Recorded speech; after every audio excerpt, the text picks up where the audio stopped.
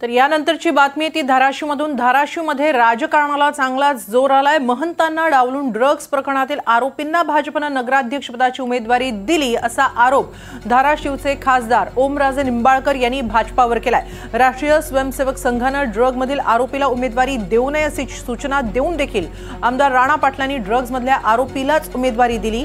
संघाकडून महंत इच्छागिरी महाराज यांना उमेदवारी देण्याची सूचना केल्याचा गौप्यस्फोट देखील खासदार ओमराजेंनी केलाय।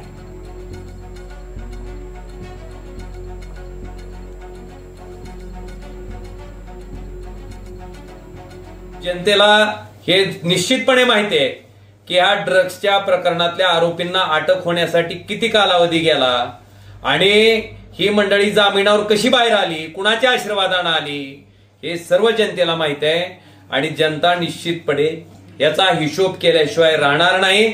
आपल्या माहितीसाठी राष्ट्रीय स्वयंसेवक संघाने या ड्रग्सच्या आरोपीला उमेदवारी देण्याच्या बाबतीत विरोध केला होता।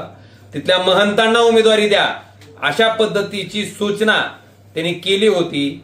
भारतीय जनता पार्टीचे जे मूळ कार्यकर्ते आहेत त्यांनी सुद्धा ही मागणी केली होती।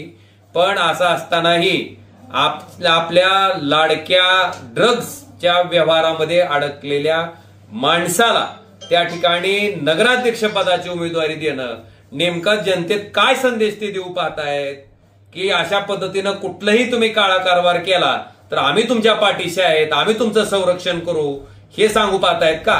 आणि त्याच्या पुढे जाऊन मी विचारतो की अशा पद्धतीच्या ड्रग्सचं व्यसन जर आपल्या लेकरानं केलं तर ते त्यांना चालणार आहे का?